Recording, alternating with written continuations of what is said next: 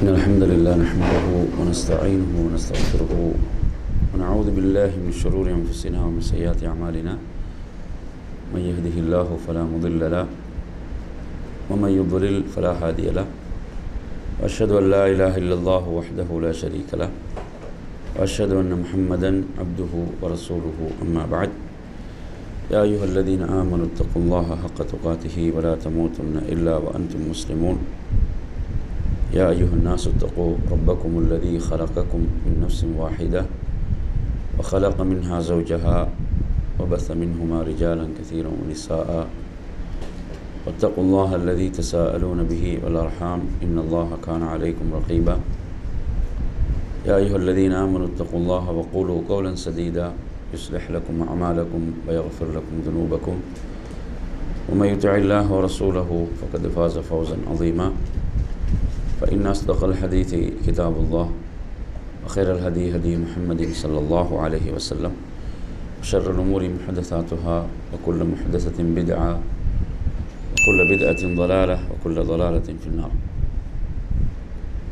அன்பிற்குரிய அருமை சகோதரர்களே, தாய்மார்களே, சகோதரிகளே, அஸ்ஸலாமு அலைக்கும் வரஹ்மத்துல்லாஹி வபரகாத்துஹு.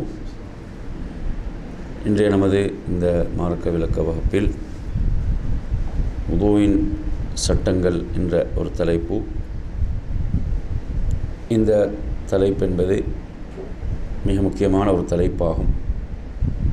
ஏனெனில் நபிகள் நாயகம் ஸல்லல்லாஹு அலைஹி வஸல்லம் அவர்கள் குறிப்பிடுகின்ற போது சௌபான் ரலியல்லாஹு அன்ஹு அவர்கள் ரிவாயத்து செய்கிறார்கள். அஹ்மதில் பதிவாக இருக்கக்கூடிய ஒரு செய்தி. அதாவது, நீங்கள் இஸ்லாத்தில், இந்த மார்க்கத்தில் நீங்கள் உறுதியாக நிலையாக இருங்கள், நீங்கள் வளைந்து விடாதீர்கள், இந்த தீனில், இந்த மார்க்கத்தில் உறுதியாக இருங்கள் என்று சொல்லிவிட்டு சொன்னார்கள். ஃபஇன்ன மின் ஹைரி அமாலிக்கும் அஸ்ஸலா, நீங்கள் செய்யக்கூடிய இபாதத்துகள், வணக்க வழிபாடுகளில் மிகச்சிறந்தது தொழுகையாகும் என்று சொல்லிவிட்டு சொன்னார்கள். இந்த தொழுகையை உரிய முறையில் வுதுவை செய்து பேணக்கூடியவன் ஒரு மூமினாகவே தவிர வேறு யாரும் இருக்க மாட்டான் என்று சொன்னார்கள். தொழுகையை ஒரு சிறந்த வணக்கம் என்று சொல்லிவிட்டு என்ன சொல்கிறார்கள் என்று சொன்னால், வுதுவை செய்து இதை பேணுபவன் ஒரு மூமின் என்று சொன்னார்கள். அப்போ எனவே நிஃபாக், நயவஞ்சகத்திலிருந்து நமக்கு பாதுகாப்பு, விடுதலை இதில் இருக்கிறது. வுது என்ற வணக்கத்தை பொறுத்தவரையில் பெரும்பாலும் ஒருவர் தனது வீட்டிலே இதை செய்வார், மஸ்ஜிதுகளுக்கு வந்தும் செய்வார்கள். எனவே இதில் முஹஸ்துதி, ரியா என்பது மிக குறைவாக இருக்கும். இதை ஒருவர் பேணுவதென்பது நிஃபாக், நயவஞ்சகத்தை விட்டு அவரை பாதுகாப்பதாக இருக்கிறது என்பதை இந்த ஹதீஸிலிருந்து அறிஞர்கள் இதற்கு விளக்கம் சொல்வார்கள். நமக்கு தெரியும், இந்த வுது என்ற இந்த இபாதத்தோடு தொடர்படுத்தி மிக பிரபலமாக பேசப்படுகின்ற நபித்தோழர் யார் சொல்லுங்க? வுதுவோடு தொடர்படுத்தி, அதாவது இந்த வணக்கத்தை மக்களுக்கு செய்து காட்டுவதில் ஆர்வம் காட்டிய நபித்தோழர் யார்? உஸ்மான் ரலியல்லாஹு அன்ஹு. யார்? உஸ்மான் இப்னு அஃபான் ரலியல்லாஹு அன்ஹு அவர்களுடைய அந்த ரிவாயத்தை நாம் எடுத்து பார்ப்போம் என்றால், அவர்கள் கேட்கிறார்கள், அலா உரீக்கும் கைஃப கான வுது ரசூலில்லாஹி ஸல்லல்லாஹு அலைஹி வஸல்லம், அல்லாஹ்வுடைய தூதர் எப்படி உது செய்தார்கள் என்பதை நான் உங்களுக்கு செய்து காட்டட்டுமா என்று கேட்பார்கள். அவர்கள் ஆட்சி பீடத்தில் இருக்கும் போதும் என்ன இந்த நிகழ்வை நாம் பார்க்கிறோம். அவர்கள் பல நபித்தோழர்களுக்கு முன்னால், பல சஹாபாக்களுக்கு முன்னால், அதாவது தல்ஹா ரலியல்லாஹு அன்ஹு, ஜுபைர் ரலியல்லாஹு அன்ஹு, அதே போன்று அலி ரலியல்லாஹு அன்ஹு அவர்கள், சஅத் ரலியல்லாஹு அன்ஹு போன்ற நபித்தோழர்கள், அவர்கள் பார்க்கும் நிலையில், பல தோழர்கள் பார்க்கக்கூடிய நிலையில் அவர்கள் வுது செய்தார்கள் என்பதை நாம் பார்க்கிறோம். அவர்கள் இவ்வாறு இந்த வுது செய்த செய்தி பல அறிவிப்புகளாக நாம் புகாரி, முஸ்லிம், இன்னும் பல கிரந்தங்களிலே நாம் பார்க்கக்கூடியதாக இருக்கிறது. எனவே இது நமக்கு எதை உணர்த்துகிறது என்றால், இந்த இபாதத்துக்கு நபித்தோழர்களுடைய உள்ளத்தில் இருந்த இடம், இந்த இபாதத்துக்கு நபித்தோழர்கள் அதற்கு அவர்கள் கொடுத்த முக்கியத்துவம், அந்த வணக்கத்தை நபி அவர்கள் எப்படி செய்து காட்டினார்களோ அப்படி அதை செய்து காட்டி அதை மக்களுக்கு தெளிவுபடுத்துவது என்பது அந்த இல்மை மக்களிடம் கொண்டு செல்வது. அல்லாஹ்வுடைய தூதர் இப்படித்தான் இதை நிறைவேற்றினார்கள். ஒரு அமானிதம். அல்லாஹ்வுடைய தூதர் சொன்னார்கள், என்னை பற்றி ஒரு செய்தி தெரிந்திருந்தாலும் அதை பிறருக்கு எத்தி வையுங்கள் என்று. எனவே அதை மிக அழகான முறையில் நிறைவேற்றினார்கள் நபித்தோழர்கள், சஹாபாக்கள். அவர்கள் மிக அழகிய முறையிலே வுது செய்து அவர்கள் காட்டுகிறார்கள். காட்டிவிட்டு சொல்கிறார்கள், இவ்வாறு தான் நபிகள் நாயகம் ஸல்லல்லாஹு அலைஹி வஸல்லம் அவர்கள் உலு செய்வார்கள். அந்த ரிவாயத்துகள் நீங்கள் எடுத்து பார்த்தீங்கன்னு சொன்னால், அவர்கள் உலு செய்து கொண்டிருக்கின்ற போது ஒருவர் வந்து அவருக்கு சலாம் சொல்கிறார்கள். உஸ்மான் ரலியல்லாஹு அவர்களுக்கு சலாம் சொன்ன சந்தர்ப்பத்தில் அவர்கள் அதற்கு பதில் சொல்லவில்லை. சலாம் சொன்னபோது உது செய்து கொண்டிருக்கிறார்கள், ஒருவர் சலாம் சொல்கிறார், அதற்கு அவர்கள் பதில் சொல்லவில்லை. அப்போது அவர்கள் உதுவை முடித்துவிட்டு அவர்கள் சொல்கிறார்கள், நான் உங்களுக்கு ஏன் சலாம் சொல்லவில்லை என்றால், எது என்னை தடுத்ததென்றால், அல்லாஹ்வுடைய தூதர் சொன்னார்கள், மன் தவல்லஅ ஹாகதா, இவ்வாறு ஒருவர் உது செய்து வலம் யதகல்லம், என்ன யாருடனும் பேசவில்லை.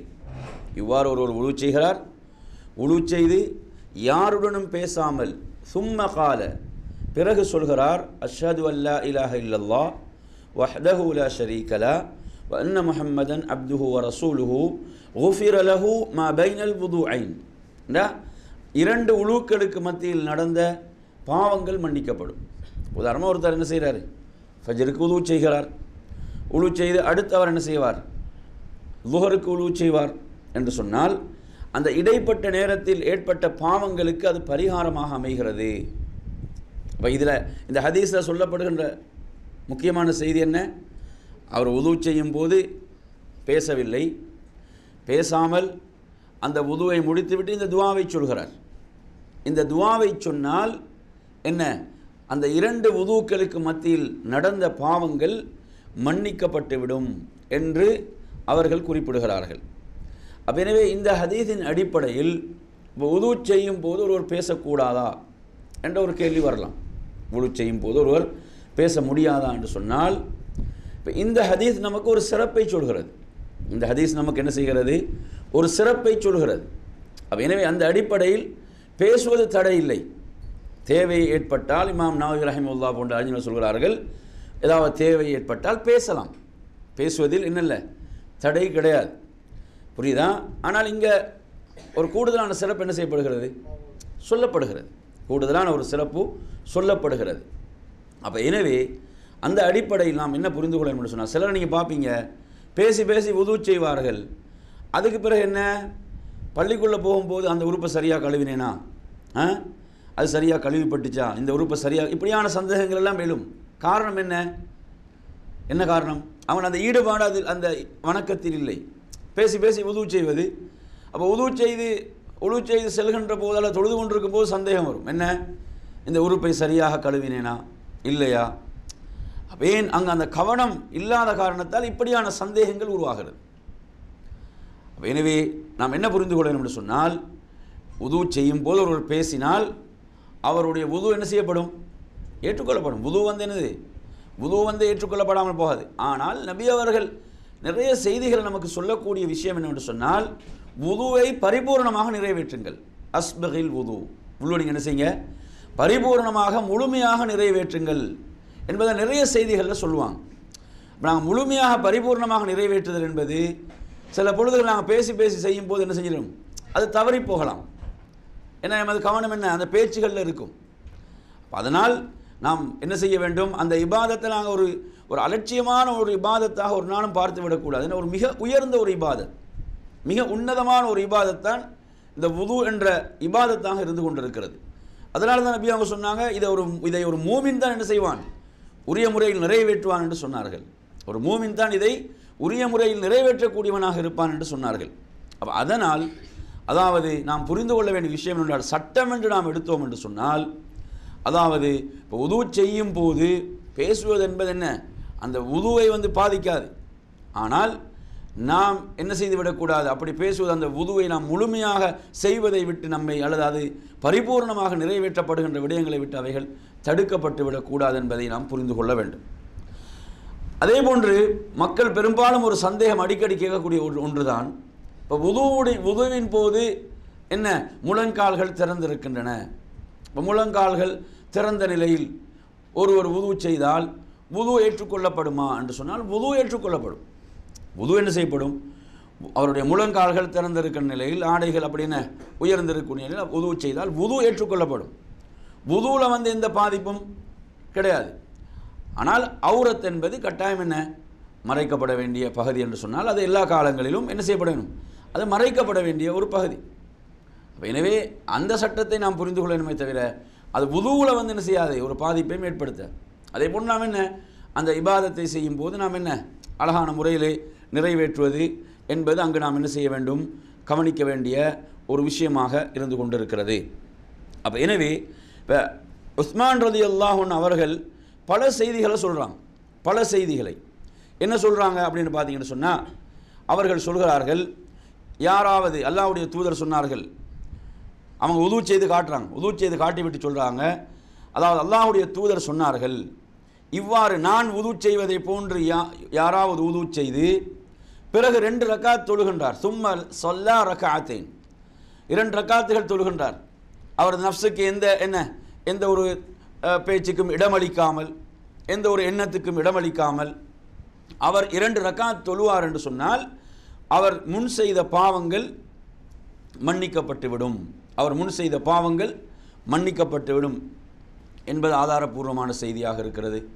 அதே போன்று ஒருவர் முழுமையாக பரிபூர்ணமாக உது செய்து அவர் தனது முகம் உள்ளத்தை முன்னிறுத்தியவராக 2 ரக்காத்துகள் தொழுவார் என்று சொன்னால் அவருக்கு சுவர்க்கம் கடமையாகி விடுகிறது. அல்லாஹ்வுடைய தூதர் சொன்னார்கள், சுவர்க்கம் கடமையாகி விடுகிறது. சரி, உங்களுக்கு என்ன செய்திகள் தெரியும் உதுவுடைய சிறப்புகள் சம்பந்தமாக? இதுக்கு முந்தைய நீங்கள் பல பயான்களில் கேட்டிருப்பீங்க, பல உரைகளில் கேட்டிருப்பீங்க. உதுவுடைய சிறப்பு சம்பந்தமாக உங்களுக்கு நீங்கள் என்ன தெரிஞ்சு வச்சிங்க ஹதீஸில் சொல்லுங்க பாவம். பிலால் ரலியல்லாஹு அன்ஹு அவருடைய செய்தி, அதில் என்ன சிறப்பு இருக்கிறது? பிலால் ரலியல்லாஹு அவருடைய செய்தியில் என்ன சிறப்பு இருக்கிறது? அவங்க என்ன செய்வார்கள், அவர்கள் உது முறிந்தால் உது செய்து கொள்வார்கள். உது முறிந்தால் என்ன செய்வாங்க, உது செய்து கொள்வார்கள். அப்போ எனவே இப்போ நாங்கள் உது என்பதை பொறுத்தவரையில் ஒரு வணக்கத்துக்காகத்தான் நாங்கள் செய்வோம் உது, அப்படி தானே? தொழுகை என்ற வணக்கத்துக்காகத்தான் நாம் உதுவை செய்வோம். ஏன்னா தொழுகைக்கு தான் உது என்பது பிரதானமாக இருக்கிறது. அப்போ எனவே அப்படி இல்லாமலும் ஒருவர் என்ன செய்யலாம், உது செய்யலாம். ஒருவர் என்ன செய்யலாம், இப்போ உது செய்து கொள்ளலாம். அப்படி என்பதை என்ன செய்யலாம், இந்த ஹதீஸ் நமக்கு சொல்கிறது. அப்போ எனவே அவர்கள் உதுவோடு இருப்பதை விரும்பினார்கள், உதுவோடு இருப்பதை அவர்கள் விரும்பினார்கள். அதே போன்று அவர்கள் என்ன செய்வார்கள், அந்த உது செய்தால் 2 ரக்காத்துகள் என்ன செய்வார்கள், தொழுது கொள்வார்கள். இப்போ இதில் இன்னொரு சட்டத்தையும் புரிந்து கொள்ள வேண்டும். என்ன சட்டம்? அதாவது நாம் பல நியத்துகளை ஒரு தொழுகையில் கொண்டு வரலாம் இந்த மாதிரியான சந்தர்ப்பங்களில். உதாரணமாக ஒருத்தர் என்ன செய்கிறாரு, உது செய்கிறார். இப்போ உது செய்த பிறகு 2 ரக்காத்துகள் உதுவுக்காக அது தொழக்கூடிய உதுவுடைய ரக்காத்துகளாக அந்த நியத்தை சேர்க்கலாம் ஒரு தொழுகையில். அதே மாதிரி தஹியத்துல் மஸ்ஜித் என்ற நியத்தை என்ன செய்யலாம், சேர்க்கலாம். 2 நியத்துகளையும் சேர்த்து என்ன செய்யலாம், ஒருவர் தொழலாம். ஏன் அப்போ அந்த 2 சிறப்புகளும் அது என்ன செய்ய போகிறது, அவருக்கு கிடைக்கப்பெறும். அதே போன்று உதுவுடைய அந்த உளுவுடைய தொழுகையாகவும் உதுவுக்காக அதே போன்று என்ன ஒரு தொழுகையுடைய முன் சுன்னத் பதுஹராக இருக்கலாம் அல்லது ஃபஜ்ராக இருக்கலாம். அப்போ ஒரு தொழுகையுடைய முன் சுன்னத்தையும் நாங்கள் அப்படி நியத்தை சேர்த்து அப்படி தொழுவது என்பது என்ன தொழலாம் என்று அறிஞர்கள் அதில் மார்க்க தீர்ப்பு அளிக்கிறார்கள். அப்போ எனவே அது நமக்கு என்ன செய்யும், பல சிறப்புகளை பெற்றுத்தரக்கூடியதாக இருக்கும். பல சிறப்புகள் என்ன செய்யும், நமக்கு பெற்றுத்தரக்கூடியதாக இருக்கும் என்பதை நாம் புரிந்து கொள்ள வேண்டும். இப்போ பிலால் ரலியல்லாஹுடைய செய்தியை நீங்கள் எடுத்து பார்த்தீங்கன்னா, பிலால் ரலியல்லாஹுடைய செய்தியில் அவங்க என்ன, அவர்களுக்கு சுவர்க்கம் கிடைப்பதற்கு இல்லையா, சுவர்க்கத்தில் ஒரு பெரும் ஒரு அந்தஸ்து ஒரு பதவி கிடைப்பதற்கு இந்த இபாதத் காரணமாக இருந்தது என்பதை நாம் பார்க்கிறோம். அப்போ இது ஒரு சிறப்பு. வேறு என்ன சிறப்பு உங்களுக்கு தெரியும்? வுதுவுடைய சிறப்புகள் என்று சொன்னால் மறுமையில் பிரகாசம். நபிகள் நாயகம் ஸல்லல்லாஹு அலைஹி வஸல்லம் அவர்கள் தனது உம்மத்தை அடையாளம் காண்பது, தனது உம்மத்தை மறுமையில் அடையாளம் காண்பது என்பது எதன் மூலம்தான்? அந்த வுதுவுடைய உறுப்புக்கள் பிரகாசமாக இருக்கும். அந்த வுதுவுடைய உறுப்புக்கள் பிரகாசமாக இருக்கும். அதை வைத்துத்தான் அல்லாஹ்வுடைய தூதர் தனது சமுதாயத்தை அடையாளம் காண்பார்கள் என்பது வுதுவுக்குரிய ஒரு சிறப்பாக இருக்கிறது. வுதுவுக்குரிய ஒரு சிறப்பாக இருக்கிறது. வேற என்ன சிறப்பு இருக்கிறது? அதே போன்ற என்ன, ஒரு வுது செய்து விட்டு ஓதக்கூடிய துவா. என்ன துவா? அஷ்ஹது அல்லா இலாஹ இல்லல்லாஹ் வஹ்தஹு லா ஷரீக லஹு வ அஷ்ஹது அன்ன முஹம்மதன் அப்துஹு வ ரசூலுஹு. சில வார்த்தை வித்தியாசங்கள் ஆரம்பத்தில் சொன்னதுவால சில வார்த்தை வேறுபாடுகள் இருக்கிறது. அப்போ இது என்ன செய்யும்? தொடர்ச்சியாக ஒருவர் இதை செய்யும் போது அவருக்கு சொர்க்கத்துடைய 8 வாயில்களும் திறக்கப்படும். அவர் விரும்பிய வாயிலூடாக சொர்க்கம் நுழையலாம் என்பதும் இதனுடைய சிறப்பை நமக்கு சொல்லித்தரக்கூடிய ஹதீஸாக இருக்கிறது. அதே போன்று வேறு என்ன சிறப்பு இருக்கிறது? வேறு உங்களுக்கு தெரிந்த சிறப்புகள் இதனுடைய, அதாவது அந்தஸ்துகளை பதவிகளை சுவர்க்கத்தில் உயர்த்தக்கூடிய அமல்களில் ஒன்று. சொர்க்கத்தில் ஒருவருடைய அந்தஸ்துகள் பதவிகளை உயர்த்தக்கூடிய அமல்களில் ஒன்றுதான் இஸ்பாகுல் வுதூஇ அலல் மக்காரி. என்ன? குளிரான நேரங்களில், குளிரான காலங்களில் வுதுவை நிறைவாக செய்வது. அப்படித்தானே? அந்த காலங்களில் இப்போ நாங்கள் சூடான காலத்தில் நிறைய தண்ணியை பயன்படுத்துவோம். அப்படித்தானே? சூடான காலத்தில் நிறைய தண்ணி பயன்படுத்துவோம். ஆனால் குளிரான காலத்தில் என்ன, அவ்வளோ விரும்ப மாட்டோம், அவ்வளோ விருப்பம் இருக்காது. ஏன்னா குளிராக இருக்கிறது என்ற காரணத்தால். இப்போ மாஷாலான தண்ணி என்ன, நமக்கு வேண்டிய மாதிரி தண்ணியை நாம் சூடாக திறந்து கொள்ளலாம். குளிர் இந்த மாதிரி தண்ணீர் இருக்கிற வசதி இருக்குது.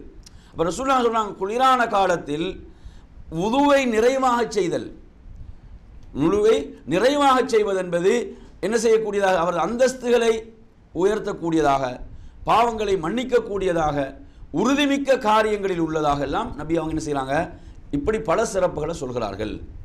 அதே போன்று உங்களுக்கு தெரியும், இப்போ உதாரணமாக இரவில் நாம் தூங்க செல்லும் போது ஷைத்தான் என்ன செய்கிறான்? என்ன செய்வான்? 3 முடிச்சுகளை அவன் போடுகிறான். இவைகள் அவிழ்க்கப்படுகின்ற 3 விடயங்கள் என்னென்ன விடயங்கள்? அல்லாஹ்வை என்ன ஒருவர் திக்ரு செய்தல். தூங்கி எழும்போது அல்லாஹ்வை திக்ரு செய்கிறார். அந்த சந்தர்ப்பத்தில் ஓத வேண்டிய துவாவை ஓதுகிறார். அதன் மூலம் ஒரு முடிச்சு அவிழ்க்கப்படும். அடுத்து இரண்டாவது எப்படி அவிழ்க்கப்படும்? வுதுவின் மூலமாக, வுது செய்வதன் மூலமாக, வுதுவின் மூலமாகத்தான் இரண்டாவது அவிழ்க்கப்படும் என்பதை பார்க்கிறோம். மூன்றாவது என்ன, தொழுகையின் மூலம் என்ன செய்யப்படும்? அவிழ்க்கப்படும் என்பதை பார்க்கிறோம். எனவே இந்த செய்திகள் எல்லாம் நமக்கு என்ன சொல்கிறது என்றால், இதனுடைய சிறப்பை சொல்லக்கூடியதாக இருக்கிறது. நபிகள் நாயகம் ஸல்லல்லாஹு அலைஹி வஸல்லம் அவர்களுடைய சுன்னாக்களை எந்த அளவுக்கு பேணினாங்கன்னு பாருங்க. உஸ்மான் ரலியல்லாஹு அவர்கள் ஒரு முறை வுது செய்து விட்டு என்ன செய்கிறாங்க, அவங்க புன்முறுவல் பூர்த்தார்கள், ஒரு சிறிய சிரிப்பு. அப்போது அவர்கள் கேட்கிறார்கள், இந்த சிரிப்பை பற்றி நீங்கள் கேட்க மாட்டீர்களா? இதை பற்றி நீங்கள் என்னிடம் கேட்க மாட்டீர்களா? அப்படி என்று சொல்லி அல்லாஹ்வுடைய தூதர் கேட்டார்கள். அப்போது நாம் அல்லாஹ்வுடைய தூதரிடம் கேட்டோம். உஸ்மான் ரலியல்லாஹு பின்னால் இதை செய்து காட்டுகிறார்கள்.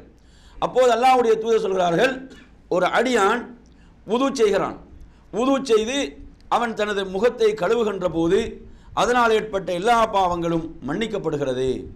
அதே போன்றுதான் அவன் தனது கைகளை கழுவும் போதும், அதே போன்று தலையை மசுக செய்கின்ற போதும், அதே போன்று அவனது பாதங்களை கழுவுகின்ற போதும் என்ன, அவனது பாவங்கள் என்ன செய்யப்படுகிறது என்று சொன்னால் மன்னிக்கப்படுகிறது. அப்போ இதனால் ரசூலுல்லாஹ் சிரிக்கிறான்.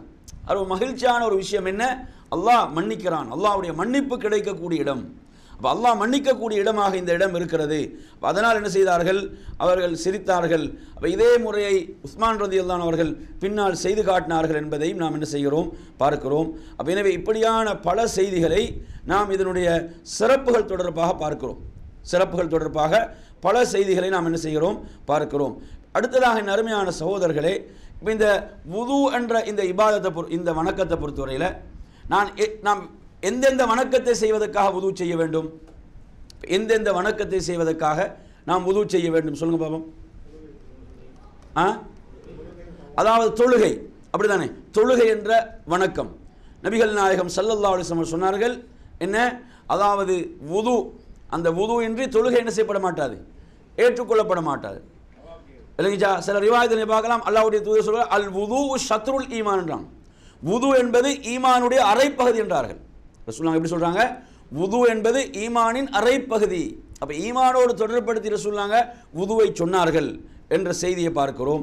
அப்ப எனவே நீங்க எடுத்து பார்த்தீங்கன்னு சொன்னா, அப்ப தொழுகை என்ற இபாதத் மிக முக்கியமாக என்ன, தொழுகை என்பது அல்லாஹ்விடத்தில் ஏற்றுக்கொள்ளப்படுவது எதன் மூலம் தான், வுதுவின் மூலம்தான். வுதுவை நாம் முழுமையாக பரிபூர்ணமாக நிறைவேற்றுவது என்பதுதான் நமக்கு என்ன செய்யும், அதாவது தொழுகை அல்லாஹ்விடத்தில் அங்கீகரிக்கப்படுவதற்குரிய காரணமாக இருக்கும்.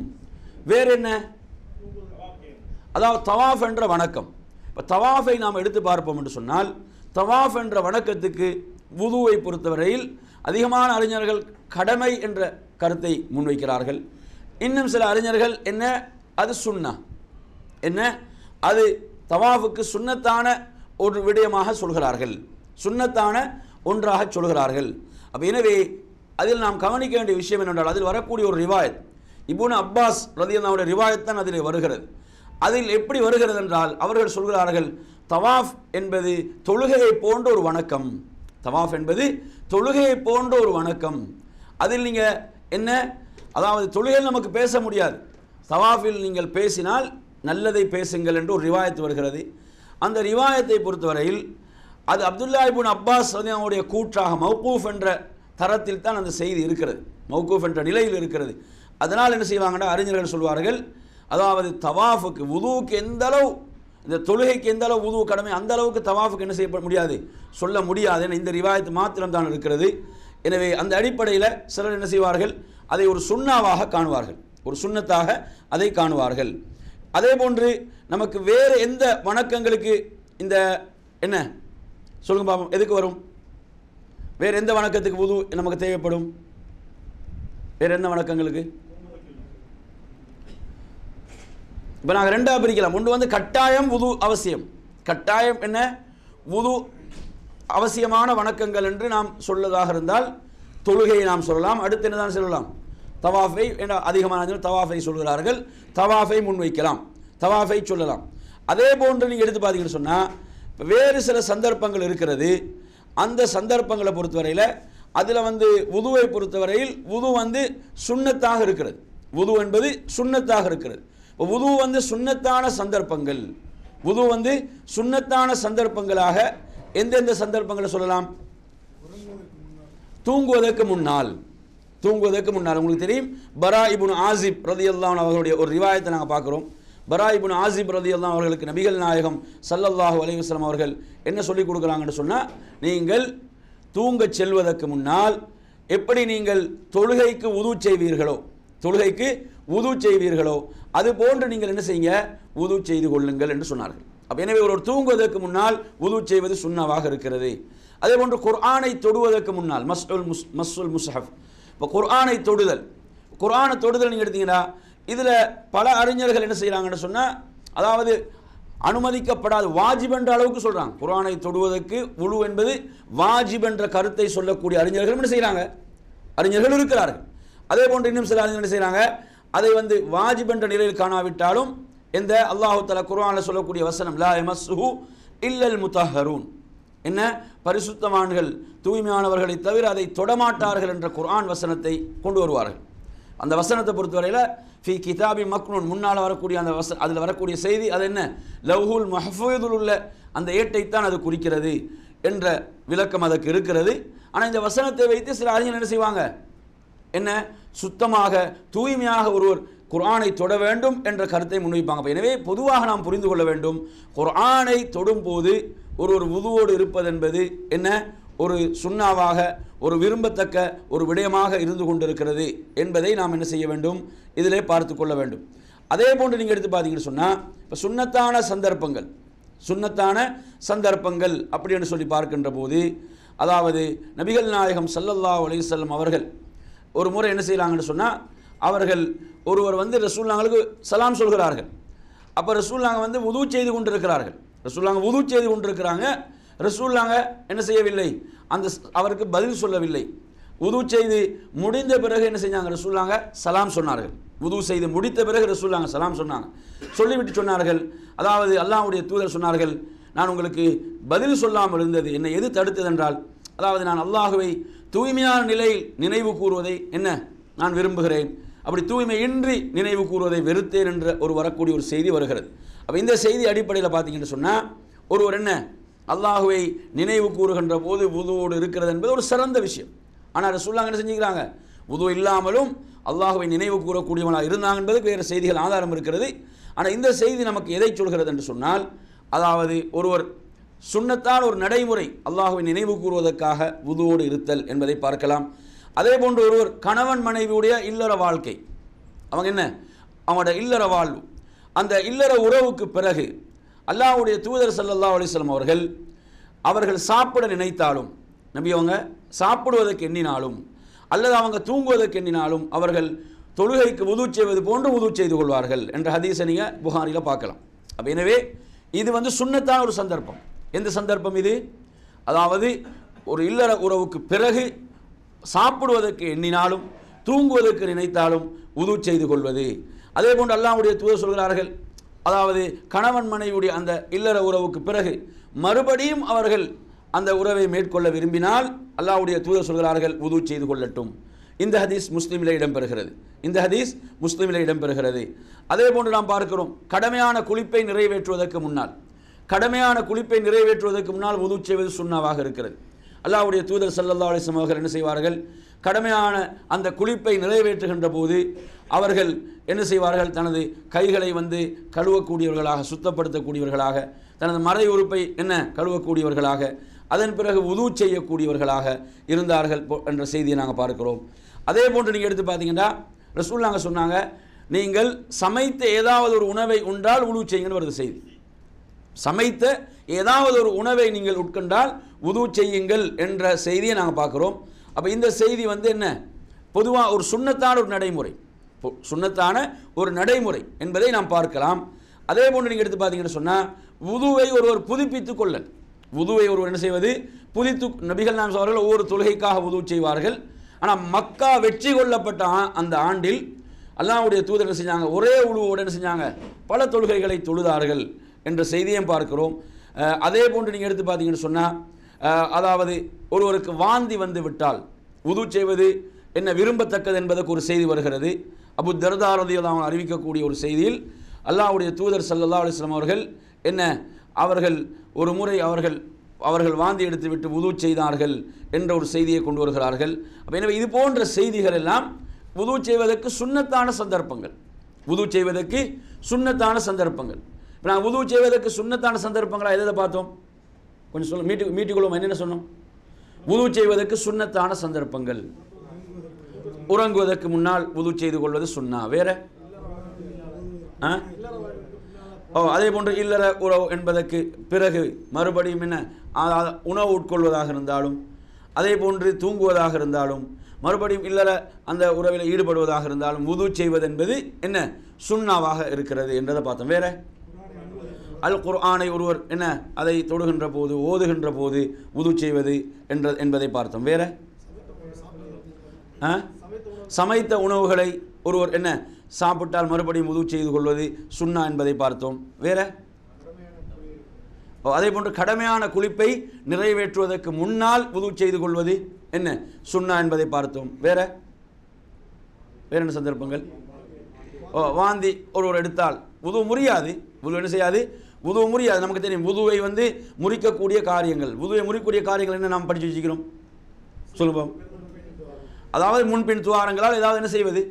வெளிப்படுதல் என்பது வுதுவை முறிக்கும்.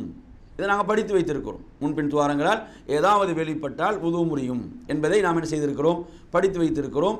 அது வுதுவை முறிக்கக்கூடிய காரியங்களில் ஒன்றாக இருக்கிறது. இப்போ வாந்தி என்பது வுதுவை முறிக்காது. வுதுவை ஒரு வுதுவை செய்து கொள்வது சுன்னா என்ற அந்த சட்டத்தை தான் நாம் எடுத்துக்கொள்ள வேண்டும். புரியுதா சொல்கிறது? அப்போ எனவே முன்பின் துவாரங்களால் வெளிப்படுதல் என்பதை பொறுத்தவரையில் உதாரணமாக காற்று பிரிதல் என்பது வுதுவை முறிக்கும். சில பொழுதுகள் நீங்கள் எடுத்தீங்கன்னா ஒரு சந்தேகமாகத்தான் இருக்கும், காற்று பிரிந்ததா இல்லையா என்ற ஒரு சந்தேகமான நிலை. இப்படியான ஒரு சந்தேகமான நிலையில் நாம் என்ன செய்யக்கூடாது? அந்த இடத்தில் நாம் ஷைத்தானுக்கு இடமளித்து விடக்கூடாது. அதில் நீங்கள் எடுத்தீங்கன்னா ஷைத்தான் அதை தனக்கு வாய்ப்பாக அமைத்து என்ன செய்வான் என்று சொன்னால் நமது தொழுகையுடைய ஈடுபாட்டை இல்லாமலாக்குவான். அப்படியான நிலைகள் உருவாகும். இப்படியான சந்தேகங்கள் என்பது நீங்கள் பார்த்தீங்கன்னா சிலர்கள் வுது செய்ய வந்து விட்டாலும், சிலவங்களை பார்த்தீங்கன்னா வுது செய்ய வந்து விடுவாங்க. வுது செய்ய வந்து விட்டாலும் அங்கே ஜமாத்தில் 1 ரக்காத் 2 ரக்காத் 3 ரக்காத் முடியும், அவர் வுதுவை முடிச்சிருக்க மாட்டார். வுது என்ன செய்ய மாட்டார்? வுதுவை முடித்திருக்க மாட்டார். காரணம் என்ன? சந்தேகம். இந்த உறுப்பை சரியாக கழுவினேனா, இதை சரியாக நிறைவேற்றினா, இப்படி சந்தேகங்கள் திரும்ப திரும்ப வந்து கொண்டே இருக்கும். அங்கே பார்த்தீங்கன்னா ஜமாத்து முடிந்துடும். 1 ரக்காத் 2 ரக்காத் 3 ரக்காத்துன்னு முடியும். அப்போ இது என்ன? இது வஸ்வாஸ். இப்படியான ஊசலாட்டங்களுக்கு நாங்கள் இடம் அளிக்கக்கூடாது. புரியுதான் சொல்றது? இது ஷைத்தானுடைய விளையாட்டு. இது ஷைத்தான் செய்யக்கூடிய அவனுடைய ஒரு விளையாட்டாக இருக்கிறது. நாங்கள் இவைகளுக்கு இடம் அளிக்கக்கூடாது. இப்போ நாம் உதுவை பொறுத்தவரையில் அல்லாஹ்வுடைய தூதரை விட பயபக்தி மிக்கவர்கள் வேறு யாராவது இருக்கிறாங்களா? அல்லாஹ்வை அதிகம் பயந்தவர்கள் அல்லாஹ்வுடைய ரசூல், அதற்கு அடுத்ததாக நபித்தோழர்கள். அவர்களுக்கு இப்படியான நிலைகள்லாம் உருவாகவில்லை. இது ஷைத்தான் ஏற்படுத்தக்கூடிய ஒரு வீணான சந்தேகங்கள்.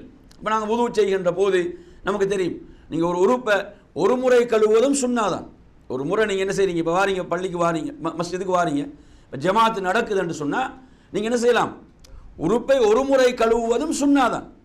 அவசரமாக நீங்கள் உது செய்து விட்டு வர வேண்டும். ஆனால் நீங்கள் கவனிக்க வேண்டிய விஷயம் என்ன, உதுவை நீங்கள் முழுமையாக செய்ய வேண்டும். ஒருவர் 3 முறை கழுவியும் என்ன செய்யவில்லை, உறுப்பு சரியாக கழுவிப்படவில்லை என்றால் பயன் கிடையாது. ஒருத்தர் ஒரு முறை கழுவுகிறார், பூர்ணமாக கழுவுகிறார் என்றால் என்ன, அதுவும் சுன்னாதான். நாங்கள் நல்லா புரிஞ்சுக்கோம். அதாவது 3 முறை கழுவுவது எப்படி சுன்னாவோ அதே போன்று 2 முறை கழுவுவதும் என்னதான் சுன்னா, ஒரு முறை கழுவுவதும் சுன்னா. என்ன, இதுக்கெல்லாம் ஹதீஸ் இருக்குது, ஆதாரம் இருக்கிறது. அப்போ எனவே நாங்கள் என்ன, அவசரமாக நாங்கள் ஜமாத்தை போய் சேர வேண்டும் என்றால், ஜமாத்தை அடைய வேண்டும் என்றால் நாம் ஒரு முறை உறுப்பை முழுமையாக பூர்ணமாக கழுவி உது செய்துவிட்டு நாங்கள் அவசரமாக ஜமாத்துக்கு போய் சேருவது சிறந்தது. அடுத்து நாங்கள் என்ன, இந்த சுன்னாக்களை உயிர்ப்பித்தவர்களாகவும், ஒரு முறை கழுவுவதும் சுன்னா.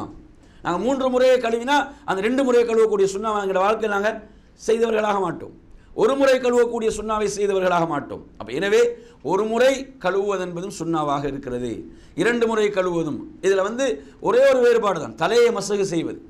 தலையை மசகு செய்வது என்பது அதுதான் ஒரு முறை வருகிறது.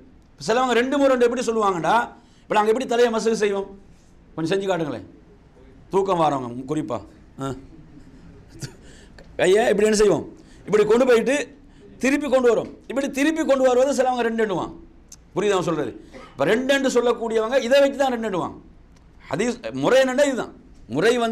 இப்படி நாங்கள் கொண்டு போய் திரும்ப கொண்டு வாருது, இப்படி திரும்ப கொண்டு வரதான் 2 சொல்லுவாங்க. அது 2 அல்ல, அது என்ன, அது திரும்ப அதை எடுத்து கொண்டு வரும். அப்போ எனவே இந்த இடத்துல நாம் கவனிக்க வேண்டிய விஷயம் என்னென்று சொன்னால், அப்போ இந்த தலையை மசகு செய்வது என்பது ஒரு முறை, அதோடு 2 காதுகள். இப்போ ரசூல் நாங்கள் சொன்னாங்க அல் உதுனானி மினர் ரஅஸ் என்று சொன்னாங்க, 2 காதுகள் தலையில் நின்றும் உள்ளது என்று சொன்னாங்க. அதனால தான் என்ன செய்கிறோம், மசகு செய்கிறோம். தடவுறது என்பது, மசகு செய்கிறது என்பது அது தலையில் நின்றும் உள்ள காரணத்தால். இப்போ முகத்தோடு காது வந்துவிடும் என்றால் நாங்கள் என்ன செய்ய வேண்டி வரும், முகத்தை காதுகளை கழுவ வேண்டி வரும். அப்போ ஹதீஸுடைய வாசகம், அந்த ஹதீஸில் சில விமர்சனங்கள் இருக்குது அந்த செய்தியில். ஆனாலும் அந்த செய்தி என்ன செய்வாங்க, அறிஞர்கள் அதை தான் கொண்டு வருவார்கள். அப்போ நாங்கள் தலையை மசகு செய்யும் போது அதோடு நாங்கள் காதுகளையும் மசகு செய்வோம். மசகு செய்வது ஏன் என்றால், தலையை மசகு செய்வதுதான் கட்டளை. அல்லாஹ் சொல்கிறான் சூரத்துல் மாயிதாவுடைய 6ஆவது வசனம், உங்களுக்கு தெரியும், உது சம்பந்தமான கட்டளை வரக்கூடிய வசனம் சூரத்துல் மாயிதாவுடைய 6ஆவது வசனம். அதில் எடுத்தீங்கன்னா வம்சஹு பிர்ஊசிக்கும், உங்கள் தலையை நீங்கள் என்ன செய்யுங்க, மசகு செய்து கொள்ளுங்கள், தடவுங்கள். அப்போ மசகு என்பது, மசகுக்கு நாங்கள் தனியாக தண்ணீர் எடுக்க வேண்டும். மசகுக்கு நாங்கள் என்ன செய்யணும், தனியாக தண்ணீர் எடுக்கணும். காதுக்கு தண்ணீர் எடுக்க மாட்டோம், நாங்கள் தலைக்கு மசகு செய்வதற்காக என்ன செய்வோம், கைகளை நனைத்து கொண்டு தலையையும் காதையும் நாங்கள் ஒரே தடவையாக என்ன செய்வோம், மசகு செய்வோம். அப்போ எனவே இதை நாங்கள் என்ன செய்ய வேண்டும், இங்கே புரிந்து கொள்ள வேண்டியிருக்கிறது. அப்போ நாம் உங்களுக்கு சொல்ல வந்த விஷயம் என்னவென்று சொன்னால், அதாவது வஸ்வாஸ், சந்தேகத்துக்கு நாங்கள் இடம் அளிக்கக்கூடாது. சந்தேகத்துக்கு நாங்கள் என்ன செய்யக்கூடாது, இடம் அளிக்கக்கூடாது. உதாரணமாக நீங்கள் எடுத்தீங்கன்னு சொன்னால், இப்போ நமக்கு என்ன மார்க்கம் சொல்லுதுன்னா 3 தடவைக்கு மேல் நீங்கள் கழுவக்கூடாது. ரசூலுல்லாஹ் எதை தடுக்கிறாங்கன்னா 3 தடவைக்கு மேல். அதை ரசூலுல்லாஹ் சொன்னாங்க, அப்படி யாராவது 3 தடவைக்கு மேல் கழுவினால் அவங்க யாரு தான், அவங்க வரம்பு மீறியவர்கள்ன்றாங்க ரசூலுல்லாஹ். அவங்க யாரு, வரம்பு மீறியவர்கள். புரியுது அவன் சொல்கிறது? அந்த அளவுக்கு ரசூலுல்லாஹ் அதில் எச்சரிக்கிறாங்க. அப்போ அவங்க வரம்பை மீறியவர்கள் ரசூலுல்லாஹ் சொல்கிறாங்கடா, நாம் 1 தடவை கழுவது சுன்னா, 2 தடவை கழுவது சுன்னா, 3 தடவை கழுவது என்பது சுன்னா. ஆனால் தலையை மசகு செய்வது என்பது மட்டும்தான், தலையும் காதும் என்பது மட்டும்தான் என்ன, 1 தடவை என்பதை நாம் என்ன செய்ய வேண்டும், இந்த செய்தியில் புரிந்து கொள்ள வேண்டும். அப்போ எனவே இப்போ நாம் சந்தேகம், இப்போ உதுவை முறிக்கக்கூடிய காரியங்களில் நாங்கள் சொன்ன முன்பின் துவாரங்களால் ஏதாவது வெளிப்படுதல், அப்போ காற்று பிரிதல் என்றது ஒரு சந்தேகம் மாதிரி, என்ன பிரிந்ததா இல்லையான ஒரு சந்தேகம் வருமாறு தான் ரசூலுல்லாஹ் என்ன செய்கிறாங்க, அதற்கு நீங்கள் இடமளிக்காதீர்கள்னு சொல்கிறாங்க. அதை நீங்கள் சத்தத்தை கொண்டு நீங்கள் முடிவு செய்யுங்க, அல்லது ஒரு துர்நாற்றம் ஏற்படுதா அதை வைத்து முடிவு செய்யுங்கன்றாங்க. ஏன்னா ஷைத்தான் என்ன செய்வான் என்றால், இந்த சந்தர்ப்பத்தில் இப்படியான சந்தேகங்கள் உருவாக்கி தொழுகையுடைய ஈடுபாடு கவனத்தை எல்லாம் திசை திருப்ப முயற்சி செய்வான். அதே போன்று உது செய்யும் போது நாங்கள் என்ன செய்யணும், தண்ணீரை வீண் விரயம் செய்வது என்பது கூடாது. அல்லாஹு தஆலா வீண் விரயம் செய்வர்களை நேசிப்பதில்லை. இப்போ நாம் செய்வது ஒரு இபாதத், ஒரு வணக்கம். ரசூலுல்லாஹ் ஒரு முத்துடைய அளவு, ஒரு முத்தனா இந்த கைகளால் இப்படி அள்ளக்கூடிய ஒரு முத், இந்த அளவு தண்ணீரை ரசூலுல்லாஹ் வுது செய்வாங்கன்றதை பார்க்குறோம். அப்போ அந்த அளவு ரசூலுல்லாஹ் தண்ணீரை சிக்கனமாக பயன்படுத்தி இருக்கிறாங்க, வுதுவுக்காக பயன்படுத்தி இருக்கிறார்கள். எனவே அந்த அடிப்படையில் நாம் இந்த இடத்துல வுதுவை முறிக்கக்கூடிய விஷயங்களில் முன்பின் துவாரங்களால் ஏதாவது என்ன செய்வது, வெளிப்படுதல் என்பது நாங்கள் ஒன்றாக பார்த்தோம். வேறு என்ன விஷயம் நாங்கள் தெரிஞ்சு வச்சிருக்கிறோம் வுதுவை முறிக்கக்கூடிய விஷயங்களில்? அதாவது ஒட்டக இறைச்சி என்பதை நாங்கள் தெரிந்து வைத்திருக்கிறோம். இப்போ ரசூலுல்லாஹ்கிட்ட கேட்கப்படுது, ஆட்டு இறைச்சி சாப்பிட்டா வுது செய்ய வேண்டுமாண்டா ரசூலுல்லாஹ் நீங்கள் விரும்பினா வுது செய்து கொள்ளலாம் என்று சொல்கிறார்கள். ஒட்டக இறைச்சி கேட்கும்போது நீங்கள் என்ன செய்யுங்க, வுது செய்து கொள்ளுங்கள். என்ன செய்கிறாங்க, அல்லாஹ்வுடைய தூதர் சொல்கிறார்கள், நீங்கள் உழு செய்து கொள்ளுங்கள்னு சொல்கிறாங்க. அப்போ எனவே ஏனைய உணவு வகைகள், ஏனைய எந்த ஒரு உணவை நாம் எடுத்துக்கொண்டாலும் அது என்ன செய்யாது, வுதுவை முறிக்காது. வுது என்ன செய்யாது, முறிக்காது. அதே நேரத்தில் ரசூலுல்லாஹ் ஒரு விஷயம் சொல்கிறாங்க, இப்போ வுது செய்த ஒருவர் பாலை அருந்தினால், வுது செய்த ஒருவர் பால் அருந்தினால் ரசூலுல்லாஹ் சொல்கிறாங்க ஒரு வாயை கொப்பளித்து கொள்ளட்டும். ஏன்னா அது தசம், அந்த கொழுப்பு அதில் இருக்கிற காரணத்தால் அவரை வாயை கொப்பளித்து கொள்ளட்டும் என்ற ஒரு செய்தியை நாங்கள் படிக்கிறோம். அப்போ இந்த ஒரு நடைமுறை இதில் இருக்குது. ஆனால் வுதுவை முறிக்கக்கூடிய விஷயங்கள் என்பதில் ஒட்டக இறைச்சி என்ன செய்கிறது, வருகிறது. ஒட்டகத்துடைய பால் சம்பந்தமாக இது வரல, இறைச்சி தான் வருது. அதை சாப்பிடுவதுதான் வுது என்ன செய்யும், முறிக்கக்கூடியதாக இருக்கிறது. அதனுடைய காரணங்களை பொறுத்தவரையில் சில ரிவாயத்துகள் நாங்கள் படிக்கிறோம். இப்போ ரசூலுல்லாஹ் சொன்னாங்க, ஒட்டக தொழுவங்களில் நீங்கள் தொழாதீங்கன்றாங்க, ஒட்டக தொழுவங்களில் நீங்கள் தொழாதீர்கள் என்று சொன்னார்கள், தடுத்தார்கள் என்பதை நாங்கள் பார்க்குறோம். அப்போ அதில் வரும்போது என்ன சொல்கிறாங்க, அதாவது ஷைத்தானிலிருந்து படைக்கப்பட்டதாக, இப்போ ஷைத்தானிலிருந்து படைக்கப்பட்டதாக ரசூலுல்லாஹ் ஒட்டகத்தை குறிப்பிட்டாங்க ஒரு செய்தி வருது. அப்போ அந்த செய்தியை வைத்து தான் என்ன செய்வாங்க, அப்போ இதற்காகத்தான் ரசூலுல்லாஹ் என்ன செஞ்சுருப்பாங்க, இதை சாப்பிட்டா வுது செய்யுமாறு சொல்லியிருப்பாங்க என்று அறிஞர்கள் என்ன செய்வாங்கன்னா ஒரு விளக்கத்தை எடுப்பார்கள், ஒரு விளக்கம் சொல்வார்கள் என்பதை நாம் புரிந்து கொள்ள வேண்டும். அதே போன்று நீங்கள் எடுத்து பார்த்தீங்கன்னா, அப்போ நாம் இங்கே புரிந்து கொள்ள வேண்டிய விஷயம், அப்போ உணவு வகைகளை பொறுத்தவரையில் இது மாத்திரம் என்ன செய்யும், வுதுவை முறிக்கும் என்பதை நாங்கள் புரிந்து கொள்கிறோம். அதே போன்று வேறு வுதுவை முறிக்கக்கூடிய விஷயங்கள் நாங்கள் என்ன தெரிஞ்சு வச்சுக்கிறோம், அதாவது எங்களுடைய புத்தி என்பது நீங்குதல், அப்படிதானே? புத்தி என்பது நம்மை விட்டு நீங்கி விடுதல். அது தூக்கம் ஆக இருக்கலாம், அல்லது மயக்கம் போன்ற மயக்கமாக இருக்கலாம், அல்லது என்ன உதாரணமாக சில பொழுதுகளில் பயன்படுத்தக்கூடிய சில மருந்துகள், அப்படியான மருந்துகள் அல்லது வேறு ஏதாவது நிகழ்வுகள், அதனால் மயக்கம் ஏற்பட்டு விடுகிறது, அவருக்கு என்ன நடக்கிறது என்று தெரியாத ஒரு நிலை உருவாகிறது என்றால் அது என்ன செய்யும், வுதுவை முறிக்கக்கூடிய விஷயமாக இருக்கிறது. அதில் சில கருத்து வேறுபாடுகள் இருக்குது. என்ன, இப்போ சிறிய தூக்கம், ஒரு என்ன செய்கிறாரு, உட்கார்ந்து ஒரு சிறிய தூக்கம் தூங்குறார். அதில் அறிஞர் சொல்லக்கூடிய விஷயம் என்னவென்றால் அவருக்கு நடக்கக்கூடிய நிகழ்வுகள் தெரிகின்ற அளவுக்கு அந்த தூக்கம் இருக்குமா, எல்லாம் தெரியுது அவருக்கு, அந்த விஷயங்கள் தெரியக்கூடிய அளவுக்கு ஒரு சிறிய தூக்கமாக இருந்தால் அது வுதுவை முறிக்காது என்று ஹதீஸ்கள் அனைத்தையும் வைத்து தான் அந்த கருத்துக்களை சில அறிஞர்கள் அந்த தீர்ப்பை வழங்குகிறார்கள். எனவே இது வுதுவை முறிக்கக்கூடிய விஷயங்களில் இருக்கிறது. அதே போன்று ஒருவர் என்னது, தனது மறையுறுப்பை திரையின்றி தொடுவது என்பதும் என்ன செய்யும், வுதுவை முறிக்கும். அதில் சில கருத்து வேறுபாடுகள் இருந்தாலும் அதில் என்ன, அந்த ரிவாயத்து பலமான ரிவாயத்தாக இருக்கிற காரணத்தால், இது வுது செய்து கொள்ளுங்கள் என்ற ரிவாயத்து பலமாக இருக்கின்ற காரணத்தால், அது உங்களுடைய உடலில் உள்ள ஒரு உறுப்பு என்ற ரிவாயத்தை விட வுது செய்து கொள்ளுங்கள் என்ற ரிவாயத்து பலமாக இருக்கிற காரணத்தால் என்ன செய்வது, அப்படி ஒருவர் என்ன திரையின்றி தனது மறையுறுப்பை தொட்டால் வுது செய்து கொள்ளுதல் என்பதுதான் அதில் அறிஞர்கள் சிறந்ததாக என்ன செய்கிறாங்க, காணுகிறார்கள். வுதுவை முறிக்கக்கூடிய விஷயமாக அதை என்ன செய்கிறார்கள், பார்க்கிறார்கள். அப்போ எனவே இது போன்ற விஷயங்கள், அதாவது ஒரு ஜனாசாவை குளிப்பாட்டுதல் கூட என்ன செய்யுது, அவர் வுது செய்து கொள்ளுங்கள் சொல்கிறாங்க. ஒரு ஜனாசாவை குளிப்பாட்டியவர் என்றால் அதில் நேரடியாக சம்பந்தப்படக்கூடியவர். இப்போ தண்ணீரை வேறு ஊற்றுவார்கள், அவர்கள் அல்ல, நேரடியாக அந்த ஜனாசாவை குளிப்பாட்டுவதில் யார் சம்பந்தப்படுவாரோ அவர் என்ன செய்வது, வுது செய்து கொள்வது. அது தொடர்பாக ஒரு ஹதீஸ் நாங்கள் வருவதை பார்க்கிறோம். இப்போ இது போன்ற சந்தர்ப்பங்கள், ஒருவர் என்ன வுதுவை முறிக்கக்கூடிய விஷயங்கள், இந்த சந்தர்ப்பங்களில் ஒருவர் என்ன செய்வது, வுது செய்து கொள்வது. இப்போ இதில் கருத்து வேறுபாடான விஷயங்கள் நீங்கள் எடுத்து பார்த்தீங்கன்னா, அதாவது ஒரு கணவன் மனைவியை தொட்டால் வுது முறியுமா என்று சொன்னால் வுது முறியாது.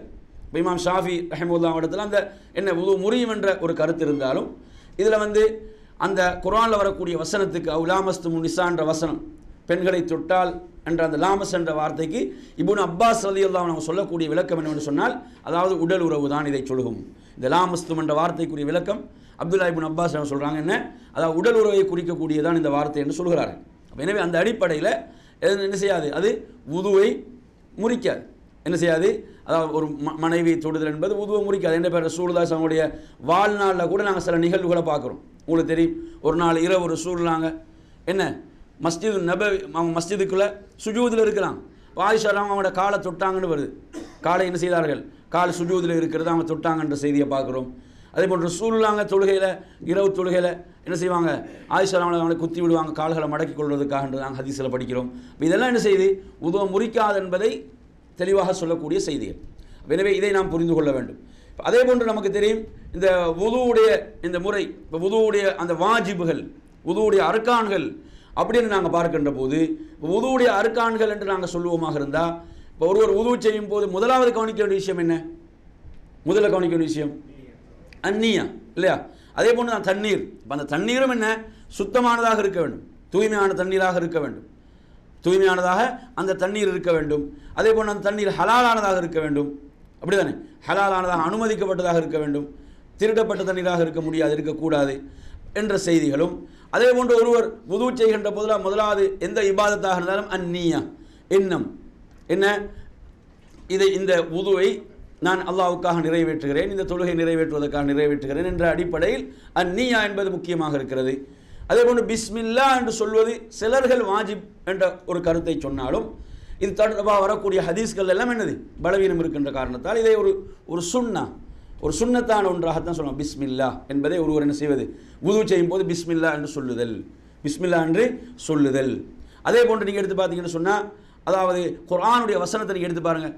அந்த குர்ஆனுடைய வசனத்தில் இதா கும்தும் இல ஸலா, நீங்கள் தொழுகைக்கு நின்றால், தொழுகைக்கு நீங்கள் தயாராகிவிட்டால் வுது செய்து கொள்ளுங்கள். இப்போ தெளிவாக வருது என்ன, தொழுகை. அப்போ அங்கே நீயத் என்பது சொல்லுது, தொழுகைக்கு நீங்கள் தயாராகிவிட்டால் வுது செய்யுங்கள். அப்போ அதில் முதலாவது என்ன, ஃபக்ஸிலு உஜூஹக்கும், உங்கள் முகத்தை நீங்கள் என்ன செய்யுங்க, உங்கள் முகத்தை கழுவுங்கள் என்று அல்லாஹு தஆலா சொல்கிறான். அப்போ எனவே அது நான் கவனிக்கிற விஷயம் என்ன, முகத்தை ஒரு முழுமையாக முகத்தை கழுவுதல். தாடிகளை என்ன, அதை குடைந்து கழுவுதல் என்பது சுன்னாவாக இருக்கிறது, அது சுன்னாவாக இருக்கிறது. அதே போன்று அதற்கு அடுத்ததாக அல்லாஹ் சொல்கிறான் என்ன, வாய்தியக்கும் மினல் மராஃபிக், உங்களுடைய அந்த கைகளை நீங்கள் என்ன, முழங்கை உட்பட கழுவிக்கொள்ளுங்கள் என்று அல்லாஹு தஆலா சொல்கிறான். அடுத்தது என்ன, வம்சஹு பிருஊசிக்கும், உங்கள் தலையை நீங்கள் மசஹ் செய்யுங்கள். வஅர்ஜுலக்கும் இலல் கஅபைன், உங்களுடைய கால்களை கரண்டை உட்பட நீங்கள் கழுவுங்கள் என்று அல்லாஹு தஆலா இந்த வசனத்திலே குறிப்பிடுகிறான். அப்போ இதில் நீங்கள் எடுத்தீங்கன்னா தர்த்தீப் என்ன, அந்த முறையாக சொல்லப்படுகிறது, தர்த்தீபாக சொல்லப்படுது. முதலாவது என்ன சொல்லப்படுது, முகம் சொல்லப்படுகிறது. அடுத்து என்ன, கைகள் சொல்லப்படுகிறது. அடுத்து தலை சொல்லப்படுகிறது, மசஹ் செய்தல். அடுத்து என்ன, கால்கள் சொல்லப்படுகிறது. எனவே இந்த தர்த்தீப், இந்த முறை என்பது கட்டாயம் என்ன செய்யப்பட வேண்டும், பேண வேண்டும். இப்போ நீங்கள் எடுத்தீங்கன்னா வுதுவில் இந்த தர்த்தீபை பேணுதலை ரெண்டாக பிரிப்பாங்க. ஒன்று வாஜிப், கட்டாயமாக பேண வேண்டிய தர்த்தீப், இந்த ஒழுங்குமுறை. அடுத்து சுன்னத்தான ஒழுங்குமுறை, சுன்னத்தான ஒழுங்குமுறை. அந்த ரெண்டும் என்ன, ஏன்னா இந்த 4 உறுப்புகளுக்கு மத்தியில் அந்த ஒழுங்குமுறையை நாங்கள் தர்த்தீபை பேணுறது வாஜிப். இப்போ உதாரணமாக ஒருத்தர் என்ன செய்கிறாரு, முகத்தை கழுவுவதற்கு முன்னால் கைகளை கழுவுகிறார், அல்லது முகத்தை கழுவுவதற்கு முன்னால் தலையை மசஹ் செய்கிறார் என்று சொன்னால் இந்த உது என்ன, இது பாத்தில், இந்த உது கூடாது. நீங்கள் தர்த்தீப் மீறப்படுகிறது, தர்த்தீபுக்கு மாற்றமாக செய்யப்படுகிறது, ஒழுங்குமுறை மீறப்படுகிறது. புரியுதா சொல்றது? அப்போ இந்த 4 உறுப்புகளில் வாஜிப் என்ன, தர்த்தீப் பேணப்பட வேண்டும். என்னென்ன உறுப்புகளில், முகம், அதே போன்று 2 கைகள், அதை தொடர்ந்து தலையை மசஹ் செய்கிறது, அடுத்து கால்கள். இதில் தர்த்தீப் என்பது வாஜிப். இப்போ சில பொழுதுகள் நீங்கள் எடுத்தீங்கன்னா ஒருத்தர் என்ன செய்கிறாரு, வலது கையை கழுவுவதற்கு முன்னால் இடது கையை கழுவுகின்றார், வலது கையை கழுவுறதுக்கு முன்னால் இடது கையை கழுவுகின்றார். இந்த வுது ஏற்றுக்கொள்ளப்படுமா இல்லையா என்றால் வுது ஏற்றுக்கொள்ளப்படும். இந்த வுது என்ன, இந்த இடத்துல தர்த்தீபில் மாற்றம், இது சுன்னா. இந்த இடத்துல வலதை முற்படுத்துறது என்பது என்ன, சுன்னா இருக்கிறது, சுன்னாவாக இருக்கிறது. ஒருத்தர் என்ன செய்கிறாரு, வலது காலை கழுவுவதற்கு முன்னால் இடது காலை கழுவுகின்றார் என்று சொன்னால் வுது ஏற்றுக்கொள்ளப்படும், வுது பாத்தில் ஆகாது. ஆனால் அங்கே என்ன செய்கிறார், அவர் சுன்னாவுக்கு மாற்றம் செய்கிறார். அப்போ தர்த்தீப் எடுத்தீங்கன்னா அந்த ஒழுங்குமுறையை பேணுவது 2 வகை. ஒன்று வாஜிப், அந்த 4 உறுப்பில் கட்டாயம் அதை பேணப்படணும், அது மீறினால் வுது ஏற்றுக்கொள்ளப்பட மாட்டாது. அடுத்து ஒரே உறுப்பில் என்ன, வலது இடது என்பதில் ஒருத்தர் இடதை முற்படுத்தினா வுது முடியாது. ஆனால் என்ன செய்கிறார், வாங்க சுன்னாவுக்கு மாற்றம் செய்கிறார், வுது ஏற்றுக்கொள்ளப்படும் என்பதை நாங்கள் புரிந்து கொள்ள வேண்டும்.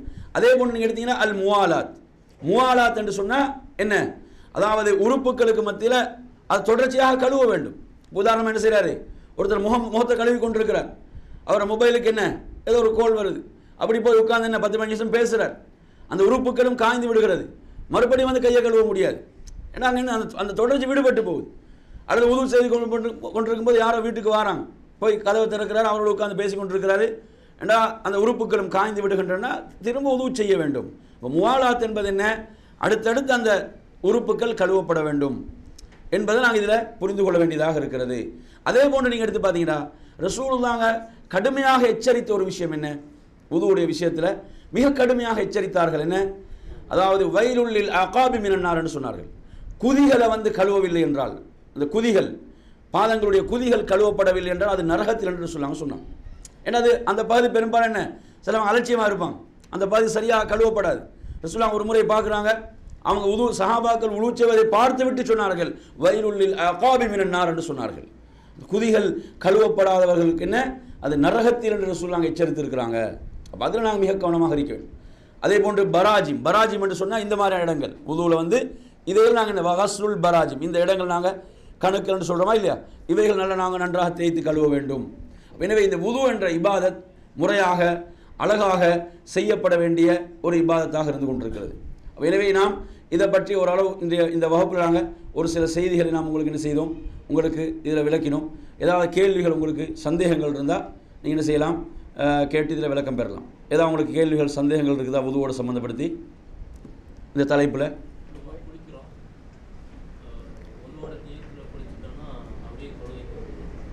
கேள்வி என்னென்னு சொன்னால், இப்போ நாங்கள் குளிக்கிறோம், குளிக்கும் போது உதுவுடைய நீயத்தோடு நாங்கள் குளித்து உது செய்யாமல் தொழுகைக்கு செல்லலாமா என்று கேட்குறாரு. இந்த கேள்வியை பொறுத்தவரையில் இதில் ரெண்டு விஷயம் புரிஞ்சு. நாங்கள் ஒன்று வந்து கடமையான குளிப்பு இருக்குது. இப்போ கடமையான குளிப்பை பொறுத்தவரையில் அறிஞர்கள் குறிப்பிடுவார்கள், கடமையான குளிப்பை ஒருவர் நிறைவேற்றினால் அவர் உது செய்ய தேவையில்லை. ஏன்னா அது வந்து ஹதசுல் அக்பர் நாங்கள் சொல்லுவோம், அதை பெருந்தொடக்கண்டுவோம். பெருந்தொடக்கை நிறைவேற்றும் போது அதுக்குள்ள எதுவும் வந்துடும், ஹதசுல் அஸ்கர் சிறு தொடக்கம் அதில் வந்துவிடும். எனவே ஒரு கடமையான குளிப்பை நிறைவேற்றுகின்ற போது என்ன, அவர் வந்து அந்த கடமையான குளிப்பை நிறைவேற்றி விட்டு வந்து என்ன செய்யலாம், அதுக்கு திரும்ப உழவு செய்ய தேவையில்லை, தொழலாம் என்ற ஒரு விளக்கத்தை சொல்வார்கள். இப்போ ஏனைய குளிப்புகளை பொறுத்தவரையில் ஏனைய குளிப்புகள் என்ன சொல்லுவாங்கண்டா, அதாவது முக்கியமாக சொல்லுவாங்க, ஒரு வாய்க்கும் நாசிக்கும் தண்ணீர் செலுத்தல். இப்போ வாய்க்கும் நாசிக்கும் தண்ணீர் செலுத்தல் என்பது உள்ள ஒரு விஷயம். அப்போ எனவே இப்போ ஏனைய குளிப்புகளில் இப்போ தர்த்தீப் நாங்கள் பார்த்தோம், தர்த்தீப் என்ற ஒரு ஒழுங்கு இருக்கிறது. அந்த தர்த்தீப் என்ற முறையை நாங்கள் என்ன செய்ய வேண்டியிருக்குது, பேண வேண்டியிருக்கிறது. கடமையான குளிப்பு பொறுத்தவரை நாங்கள் முன்னாலே என்ன செய்வோம், உது செய்து கொள்ளக்கூடிய ஒரு முறை இருக்கிறது. ஏனைய குளிப்புகளை பொறுத்தவரையில் அந்த குளிப்பு மட்டும் என்ன போதாது, ஏனைய குளிப்புகளை பொறுத்தவரை அந்த குளிப்பு மாத்திரம் போதாது. ஏன்னா அதில் வந்து நாங்கள் என்ன செய்ய வேண்டியிருக்கிறது, நீயத்து வந்தாலும் அந்த தர்த்தீப்பை நாங்கள் பேண வேண்டியிருக்கிறது. அதே போல் நாங்கள் வாய்க்கு நாசிக்கு தண்ணீர் செலுத்த வேண்டிய விஷயங்கள்லாம் அதில் இருக்குது. அவைகளை கவனத்தில் கொண்டு என்ன அந்த ஏனைய குளிப்புகளை பொறுத்தவரையில் அது என்ன செய்யாது, அது போதுமாக்காது. நாங்கள் என்ன செய்யணும், தனியாக உது செய்து கொள்ள வேண்டும் என்பதுதான் அதில் அறிஞர்களுடைய தீர்ப்பாக இருக்கிறது. வேறு ஏதாவது கேள்வி இருக்குதா? எதுக்கு? அதாவது ஜனாசாவை குளிப்பாட்டினால், ஒரு ஜனாசாவை குளிப்பாட்டியவர் உது செய்து கொள்ளட்டும் என்பது வாஜிபா, கட்டாயமானு கேட்குறாங்க.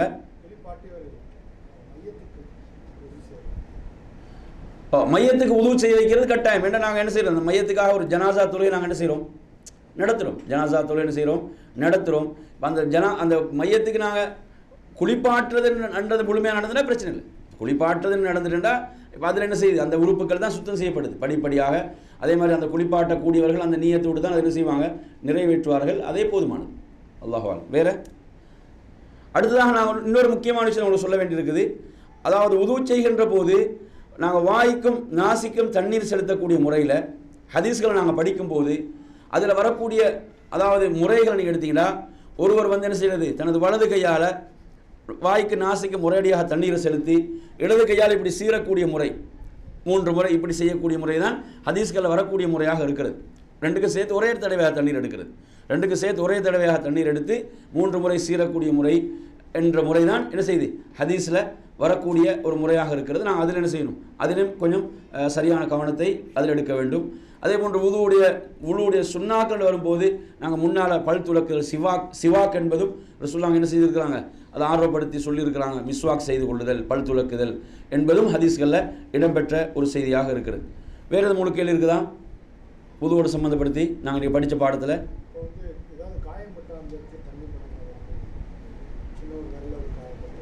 சரி,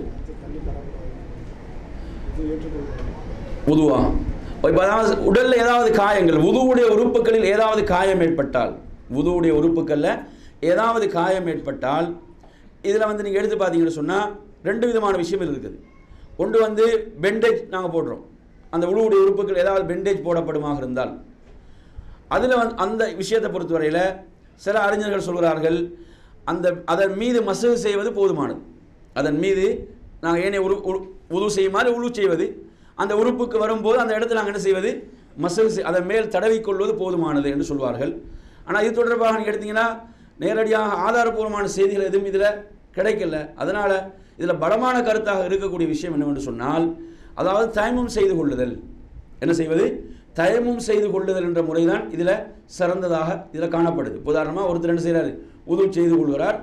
அல்லாஹ் சொல்வது போன்று நீங்கள் இயன்றவரை அல்லாஹை பயந்து கொள்ளுங்கள் அல்லாஹ் குர்ஆனில் சொல்கிறான்.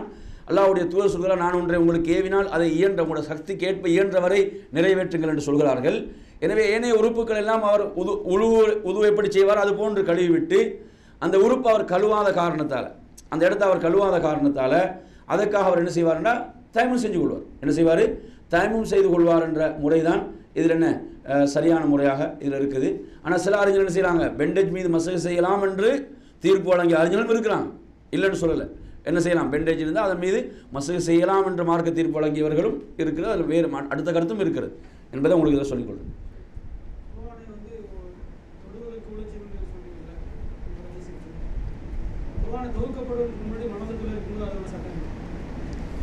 புரியல,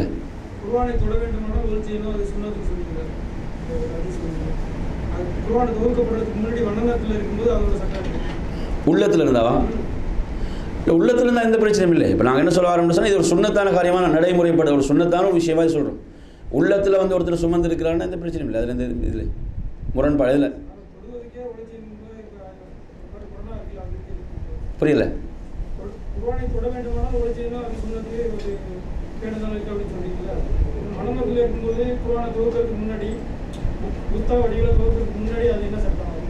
இல்லை அப்போ சட்டம் வராது.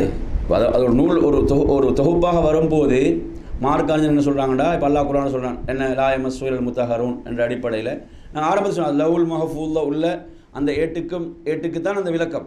புரியுதா சொல்கிறது, அதை என்ன தூயவர்களை தவிர தொட மாட்டார்கள் என்பதுதான் அதற்குரிய விளக்கம்.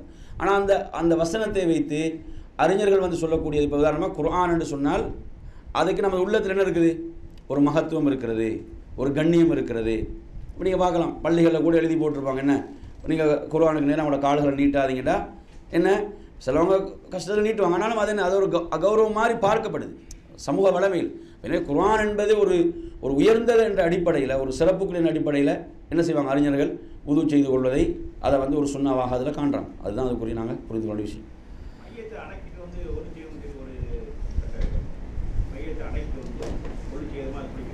இல்லை, ஜனாசாவை அடக்கிவிட்டு அப்படி உது செய்யணும்னு எந்த சட்டம் இல்லை, அப்படி எதுவும் கிடையாது. ஹதீஸில் நாங்கள் படிக்கக்கூடிய ஹதீஸ் அந்த ஜனாசாவை என்ன குளிப்பாட்டியவர், அந்த ஜனாசாவை குளிப்பாட்டியவர் உது செய்து கொள்ளட்டும் அப்படின்று தான் அந்த செய்தி வருது. ஜனாசாவில் கலந்து கொண்டவங்க என்ன திரும்ப உது செய்யணும் அப்படி எந்த செய்தியும் வரல.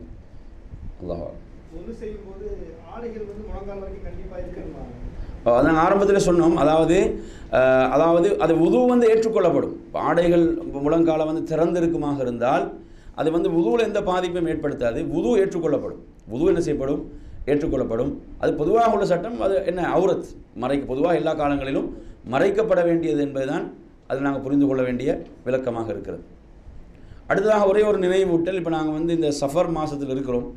சஃபர் மாதத்தை பற்றி நீங்கள் பொதுவாக உங்களுக்கு தெரியும். இப்போ சில நேரம் எங்களோட பகுதிகளில் எங்களோட ஊர்களில் சில தவறான நம்பிக்கைகள். இந்த சஃபர் மாதத்துக்கு எடுத்திங்கன்னா சஃபர் மாதத்துடைய கடைசி அந்த இறுதி புதன்கிழமை ஒடுக்கத்து புதன் என்று சொல்லி அதில் என்ன செய்கிறது, சில சடங்குகள், அதில் என்ன செய்கிறது, அந்த மாவு இலைகளில் அரபு எழுத்துக்கள் கரைத்து குடிக்கக்கூடிய இப்படியான நடைமுறைகள், இதெல்லாம் என்ன ஒரு மூட நம்பிக்கையாக நம்ம சமூகத்தில் பரவலாக காணப்படுது. எனவே அதை அந்த ஒடுக்கத்தை கழிப்பதற்காக என்று சொல்லி சில நடைமுறைகள் செயல்கள் என்ன செய்வாங்க, அப்படியெல்லாம் செய்வார்கள். அதெல்லாம் ஒரு மூட நம்பிக்கை. ரசூலுல்லாஹ் அறியாமை காலத்தில் அல்லாஹ்வுடைய தூதர் என்ன செய்கிறாங்க, அன்றைய காலத்திலும் சஃபரை அவங்க என்ன செய்கிறாங்க, ஒரு பீடையாக பார்த்தான். அதனால தான் ரசூலுல்லாஹ் சொன்னால் அதாவது வலா சஃபர் என்பது பீடை கிடையாதுன்னு சொன்னான். அப்போ எனவே அப்படியான ஜாஹிலிய நடைமுறைகளை அல்லாஹ்வுடைய தூதர் என்ன செய்கிறாங்கன்னா தனது கால்களுக்கு பாதங்களுக்கு கீழ் போட்டு மிதிக்கிறேன்னு சொன்னான். ஜாஹிலிய அந்த பழக்க வழக்கங்கள் இறுதி ஹஜ்ஜில் சொன்னான். இறுதி ஹஜ்ஜில் சொல்லும்போது எனது பாதங்களுக்கு கீழ் போட்டு மிதிக்கிறேன்னு சொன்னாங்க. எனவே அந்த அடிப்படையில் நாம் என்ன இப்படியான மூட நம்பிக்கைகளுக்கு இடமளிக்கக்கூடாது. மார்க்கம் இப்படியான ஜாஹிலியத்துகள் என்ன செய்து குழி தோண்டி புதைத்திருக்கிறது. ரசூலுல்லாஹ் சொன்னாங்க, நாளை மறுமையுடைய நாளில் அல்லாஹ்விடத்தில் மிக கோபத்துக்குரியவர்கள் மூவர் என்று சொன்னாங்க. அதில் ஒருவர் யார் என்று சொன்னால், இந்த இஸ்லாமிய மார்க்கத்தில் ஜாஹிலிய நடைமுறைகளை விரும்பக்கூடியவர். இந்த ஹதீஸ் புகாரில் வருது. அப்போ சாதாரண விஷயம் அல்ல. இந்த இஸ்லாமிய மார்க்கத்தில் ஜாஹிலிய நடைமுறைகளை விரும்பக்கூடியவர்கள், இப்படியான மூட பழக்க வழக்கங்கள் ஜாஹிலிய நடைமுறைகளை விரும்பக்கூடியவர்கள் மறுமையில் அல்லாஹ்விடத்தில் மிகவும் கோபத்துக்குரியவர்கள், அல்லாஹ்வுடைய கடும் கோபத்துக்குரியவர்கள் என்று சொல்லியிருக்கிறாங்க. அப்போ அதனால் நாம் என்ன செய்யக்கூடாது, இப்படியான இந்த மூட பழக்க வழக்கங்கள் மூட நம்பிக்கைகள் நமது குடும்பங்களில் அப்படி யார்ட்டையாவது நமது உறவினர்கள் மத்தியில் இருக்குமான்னு நாங்கள் அதை தடுக்க வேண்டும். என்ன, இது கூடாது, இது மார்க்கம் தடுத்திருக்கிறது. இப்படி ஒரு என்ன சிலரை பார்த்தீங்கன்னா, ரசூலுல்லாஹ் சஃபர் மாதத்தில் நோயுற்றாங்க. நோயுற்று என்ன அந்த இறுதி அந்த புதன்கிழமை அந்த நாளில் தான் என்ன செய்தார்கள், அவர்களுக்கு குணம் கிடைத்தது. அப்போ அதற்காகத்தான் அதை கழிவதற்காக நாம் செய்கிறோம் என்று சில இப்படியான எந்த ஆதாரமற்ற ஒரு செய்தியை கொண்டு இப்படி புனைந்து உரைப்பார்கள். அதே நேரத்தில் பார்த்தீங்கன்னா ரபியுல் அவ்வலை கொண்டாடி கொண்டிருப்பாங்க. அது ரசூலுல்லாஹ் மரணித்த மாதம், புரியுதான் சொல்கிறது. இப்போ தெளிவாக அதில் தான் ரசூலுல்லாஹ் நோய்வாய்ப்பட்டார்கள், கடும் நோய்வாய்ப்பட்டாங்க. அப்போ அதை என்ன செய்கிறாங்கன்னு சொன்னால் அதை விழாவாக கொண்டாடுகிறார்கள். இப்போ சஃபரில் பார்த்தீங்கன்னா இது என்ன அந்த பீடையை கழிக்கிறோம் ஏதோ செய்து கொண்டிருக்கிறார்கள். அப்போ எனவே இது ஒரு முரண்பாடாக ஆதாரமற்ற ஒரு செய்தியாக இருக்கிறது.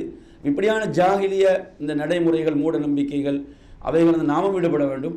நாம் சமூகத்தையும் நமது குடும்பம் நமது உறவினர்களையும் இதிலிருந்து நாங்கள் என்ன செய்யணும், காக்க வேண்டிய பொறுப்பு நமக்கு இருக்கிறது. ஏன்னா சிலவங்க இது ஒரு அவ்வளோ பெரிய ஒரு குற்றமாக இல்லை நினைப்பாங்க. இல்லை, நாங்கள் இப்போ சொல்லக்கூடிய செய்திகள் ரசூலுல்லாஹ் அவ்வளோ கடுமையாக எச்சரிக்கிறாங்க. இப்போ ஜாஹிலி நடைமுறைகளை நீங்கள் இஸ்லாத்துக்குள்ளே கொண்டு வரக்கூடாது அப்படின்னு சொல்லியிருக்கிறாங்க. பதில் நாங்கள் மிக கவனமாக இருக்க வேண்டும். இத்தோடு இன்ஷா அல்லாஹ் இன்றைய வகுப்பை நாம் முடித்துக் கொள்கிறோம். அல்லாஹ் உங்கள் அனைவர்களுக்கும் அருள் செய்ய போதுமானவன்.